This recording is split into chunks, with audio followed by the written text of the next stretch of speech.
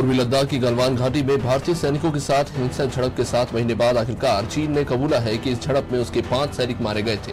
चीन की सेना के आधिकारिक अखबार ने शुक्रवार को कहा है कि इस झड़प में मारे गए 5 सैनिकों में एक अधिकारी भी शामिल है। ये पहला मौका है जब चीन ने आधिकारिक तौर पर यह माना है कि भारतीय सैनिकों के साथ झड़प में उसके सैनिक मारे गए थे। अमेरिकी राष्ट्रपति जो बाइडेन शुक्रवार को G7 की बैठक में घोषणा करेंगे कि अमेरिका गरीब देशों को कोरोना वायरस की वैक्सीन की आपूर्ति के लिए $4 अरब की मदद करेगा। व्हाइट हाउस ने विज्ञप्ति जारी करके ये जानकारी दी है। व्हाइट हाउस ने कहा है कि निम्न और मध्य आय वाली अर्थव्यवस्थाओं तक सुरक्षित और प्रभावी वैक्सीन पहुंचाने के लिए वो डोनेट करेगी। अमेरिकी प्रशासन ने पूर्व राष्ट्रपति डोनाल्ड ट्रंप के संयुक्त राष्ट्र में ईरान पर फिर से प्रतिबंध लगाए जाने के निर्णय को वापस ले लिया है। संयुक्त राष्ट्र ने अमेरिका के कार्यवाहक स्थायी प्रतिनिधि रिचर्ड मिल्स ने एक पत्र में ये घोषणा की है। मिल्स ने गुरुवार को संयुक्त राष्ट्र सुरक्षा परिषद को लिखे अपने पत्र में कहा कि मैं सुरक्षा परिषद को अपनी सरकार की तरफ से यह अवगत कराता हूं कि अमेरिका ने 20, 21 और 21 सितंबर को सुरक्षा परिषद में जो पत्र सौंपा था उसे वापस लिया गया है। अमेरिका के टेक्सास में आए भीषण बर्फीले तूफान के कारण लाखों लोग कई दिनों से बिना बिजली के जिंदगी गुजार रहे हैं। हालात यहां तक पहुंच गए हैं कि लोग अब पानी के लिए भी संघर्ष कर रहे हैं। बिजली की आपूर्ति न होने से शहरी क्षेत्रों के घरों को गर्म करने वाले हीटर भी बंद पड़ गए हैं। बताया जा रहा है कि तूफान ने अमेरिका के कई पावर ग्रिडों को काफी नुकसान पहुंचाया है। म्यांमार में हुए तख्ता पलट के खिलाफ विरोध प्रदर्शनों का दौर जारी है। संयुक्त राष्ट्र के मानवाधिकार विशेषज्ञ द्वारा दी गई चेतावनी के बावजूद यंगून में बड़ी संख्या में प्रदर्शनकारी सड़कों पर उतरे। इसे अब तक का सबसे बड़ा प्रदर्शन बताया जा रहा है, जहां इस दौरान लोगों ने सेना के उन आरोपों को खंडन किया है जिसमें कहा गया था कि उसे जनता का समर्थन हासिल है। टूलकिट मामले में क्लाइमेट एक्टिविस्ट दिशा रवि की पुलिस कस्टडी की मियाद शुक्रवार को खत्म हो गई। उन्हें आज दिल्ली पुलिस ने पटियाला हाउस कोर्ट में पेश किया। दिल्ली कोर्ट ने दिशा को 3 दिन की न्यायिक हिरासत में फिर से भेज दिया है। पुलिस ने कोर्ट को बताया कि वह शांतनु और निकिता के सामने अब दिशा से पूछताछ करना चाहती है।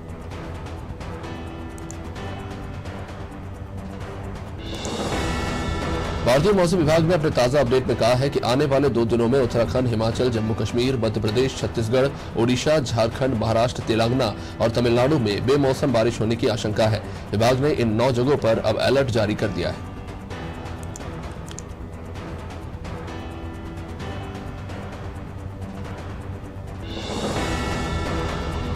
जम्मू कश्मीर की राजधानी श्रीनगर में शुक्रवार दोपहर एक आतंकी ने पुलिस पार्टी पर फायरिंग कर दी, जिसमें 2 जवान शहीद हुए हैं। ये घटना बागत एरिया के बारजुल्ला में हुई है। ये हमला एक दुकान पर लगे सीसीटीवी कैमरे में कैद हुआ था। फायरिंग के बाद आतंकी गलियों में फरार हो गया, जिसकी तलाश के लिए सेना ने इलाके में ऑपरेशन शुरू कर दिया है। पश्चिम बंगाल के चुनावी घमासान में अब कानूनी जंग भी शुरू हो चुकी है। मुख्यमंत्री ममता बनर्जी के भतीजे और सांसद अभिषेक बनर्जी ने गृहमंत्री अमित शाह के खिलाफ मानहानि का केस दाखिल किया है। इसकी सुनवाई सोमवार को विशेष कोर्ट में की जाएगी। ये मामला अमित शाह द्वारा 2018 में एक रैली के दौरान अभिषेक बनर्जी पर लगाए गए भ्रष्टाचार के आरोपों से संबंधित है।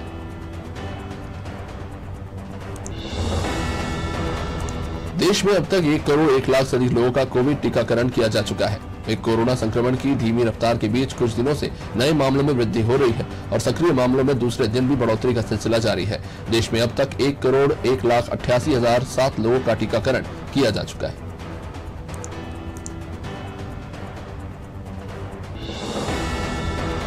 सड़क परिवहन मंत्री नितिन गडकरी ने देश में अधिक से अधिक इलेक्ट्रिक वाहनों को चलाए जाने पर जोर देते हुए शुक्रवार को कहा है कि अगले 2 साल के दौरान पेट्रोल और डीजल से चलने वाले वाहनों की कीमत एक समान किए जाने के प्रयास किए जाएंगे। गडकरी ने पतंजलि की ओर से कोरोना की प्रमाणिक दवा कोरोनिल को जारी किए जाने के अवसर पर आयोजित कार्यक्रम को संबोधित करते हुए कहा कि पेट्रोल और डीजल के वाहनों की कीमतों को एक समान करने को लेकर उन्होंने उच्च स्तरीय बैठक की थी। उत्तर प्रदेश के उन्नाव जिले के बबूरा गांव में संदिग्ध परिस्थितियों में मृत पाई गई दोनों लड़कियों का अंतिम संस्कार गांव में कर दिया गया है, जबकि तीसरी लड़की अभी भी कानपुर के रीजन्स हॉस्पिटल में जीवन और मौत से संघर्ष कर रही है। इस बीच पिछले 3 दिनों में बबूरा गांव जैसे पुलिस छावनी में तब्दील हो चुका है। जांच में अभी तक स्पष्ट नहीं हो पाया है कि मृत्यु का कारण क्या है। बंगाल चुनाव में बीजेपी कोई मौका हाथ से गंवाना नहीं चाहती है और यही वजह है कि गृहमंत्री अमित शाह 2 दिन के बंगाल दौरे पर गए तो उन्होंने बांग्लादेशी प्रवासी के घर खाना खाकर सीए को मुद्दा बनाने की कोशिश की। महिला वोटरों को साधते हुए शाह ने ऐलान किया है कि बीजेपी बंगाल की सत्ता में आई तो महिलाओं को 33% आरक्षण दिया जाएगा।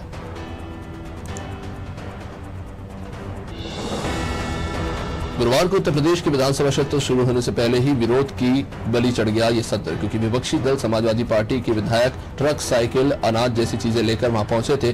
सपा विधायकों ने योगी सरकार पर गन्ना किसानों का भुगतान न करने का आरोप लगाया, जबकि सरकार दावा कर रही है कि किसानों का बकाया गन्ना भुगतान कर दिया गया है।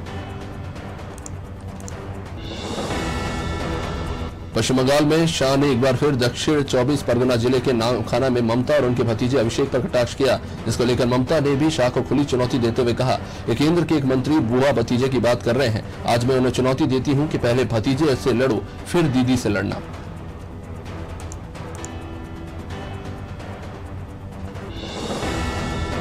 महाराष्ट्र में कोरोना की नई लहर के बाद अमरावती और यवतमाल में फिर लॉकडाउन की घोषणा कर दी गई है। अन्य जिलों में भी पाबंदियां लगाई जा चुकी हैं। अब वर्धा में भी सभी स्कूल कॉलेज अगले आदेश तक बंद रखने को कहा गया है। वर्धा की जिला कलेक्टर प्रेरणा एच देश भर में शुक्रवार को यह आदेश जारी किया गया है। हालांकि कोरोना के नए स्ट्रेन से जुड़ा कोई नया केस अभी तक तो सामने नहीं आया है। हरियाणा के बाद पंजाब में हुए निकाय चुनाव के नतीजे बीजेपी के लिए शुभ संकेत नहीं है। कांग्रेस ने इन चुनावों में रिकॉर्ड तोड़ जीत हासिल की है।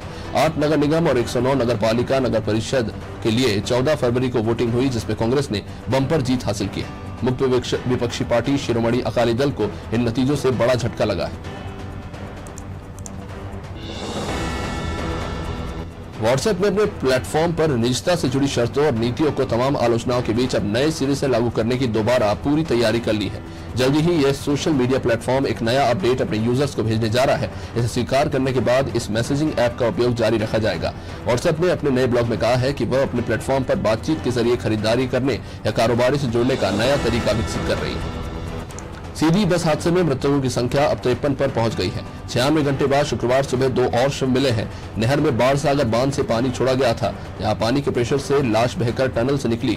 दोनों लाशें छुइया पहाड़ी के टनल की दूसरी ओर गोविंदगढ़ में करीब 1.5 किलोमीटर के दायरे पर पाई गई है। लाश बुरी तरह से फूल चुकी थी। योगी सरकार के हाथ एक और बड़ी सफलता लगी है। घरेलू उत्पाद बनाने वाली विश्व विख्यात स्वीडिश कंपनी आइकिया का नोएडा में स्टोर खुलने जा रहा है।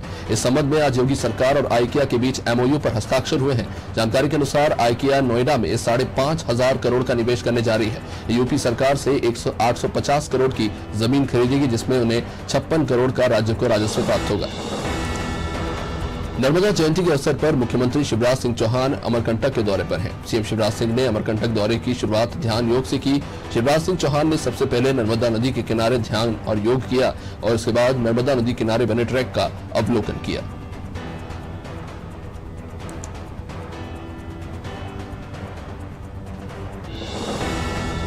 मध्य प्रदेश की जीवनदायिनी मां नर्मदा की आज जयंती है। प्रदेश भर में नर्मदा जयंती धूमधाम से मनाई जा रही है।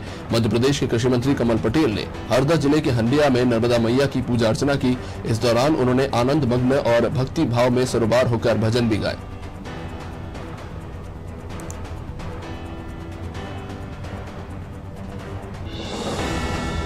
मध्य प्रदेश की पूर्व मुख्यमंत्री दिग्विजय सिंह ने नरसिंहपुर जिले के रोहिणी गांव को गोद लिया और गांव के विकास का वादा किया। ग्राम पंचायत अमोदा में आने वाले गांव रोहिणी में नर्मदा संरक्षण न्यास द्वारा निःशुल्क स्वास्थ्य परीक्षण शिविर का आयोजन किया गया, जिसमें ग्रामीणों ने बढ़ चढ़कर इलाज करवाया। दिग्विजय और उनकी पत्नी भी इस शिविर में मौजूद रहे। मध्य प्रदेश विधानसभा बजट सत्र 22 फरवरी से शुरू होने वाला है। इससे पहले सत्र को लेकर विधानसभा के प्रोटेम स्पीकर रामेश्वर शर्मा ने 21 फरवरी को सर्वदलीय बैठक बुलाई है। बजट सत्र को लेकर पूर्व मंत्री और कांग्रेस विधायक सज्जन सिंह वर्मा का कहना है कि हमारी पूरी तैयारी है। किसान, महंगाई और अन्य मुद्दों को लेकर हम सरकार से सवाल करेंगे। मध्य प्रदेश कांग्रेस मीडिया विभाग के अध्यक्ष जीतू पटवारी ने कोलार की घटना को लेकर प्रदेश सरकार पर हमला बोला। उन्होंने कहा कि जो भी इस घटना के बारे में सुनेगा उसकी आंखों में आंसू आ जाएंगे। पटवारी ने मामले में आरोपी की गिरफ्तारी को लेकर शिवराज सरकार पर सवाल खड़े किए हैं। उन्होंने सीधी गेस्ट हाउस में मच्छर काटने पर एक अधिकारी को निलंबित कर दिया है, जिसको लेकर भी उन्होंने कई तरह की बातें कही। कोरोना काल में बंद हुए सूक्ष्म, लघु एवं मध्यम उद्योग में नई जान फूंकने के लिए सरकार ने प्रयास करना शुरू कर दिया है। राजधानी भोपाल में MSME विभाग ने फूड पैकेजिंग और प्लास्टिक पैकेजिंग विषय पर कार्यशाला का आयोजन किया था। मंत्री ओम प्रकाश अखलेजा की मौजूदगी में इस कार्यशाला का आयोजन किया गया। कार्यशाला में फूड पैकेजिंग और प्लास्टिक पैकेजिंग से जुड़े विशेषज्ञ भी उपस्थित रहे। जबलपुर में बसंत पंचमी के पर्व पर पूर्व मंत्री अजय बिश्नोई अलग ही रंग में नजर आए। मौका मझौली में बसंत उत्सव कार्यक्रम का था, जहां अजय बिश्नोई अपनी धर्मपत्नी अलका बिश्नोई के साथ पहुंचे थे। यहां लोगों के आग्रह पर बिश्नोई ने अपनी पत्नी के साथ दिल मुझे बता दे गाना गाकर समा बांध दिया।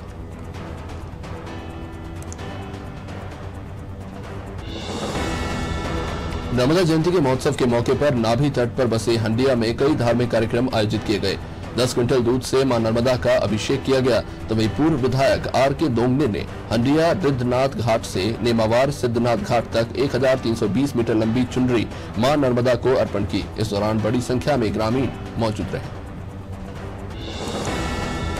मध्य प्रदेश यूथ कांग्रेस के प्रदेश अध्यक्ष डॉक्टर विक्रांत भूरिया बुधनी पहुंचे थे, जहां नर्मदा जयंती की पूर्व संध्या पर मां नर्मदा की आरती में वो शामिल हुए और प्रदेश की सुख समृद्धि की उन्होंने कामना की। उनके साथ नगर कांग्रेस के पदाधिकारियों समेत कांग्रेस के कई कार्यकर्ता भी मौजूद रहे।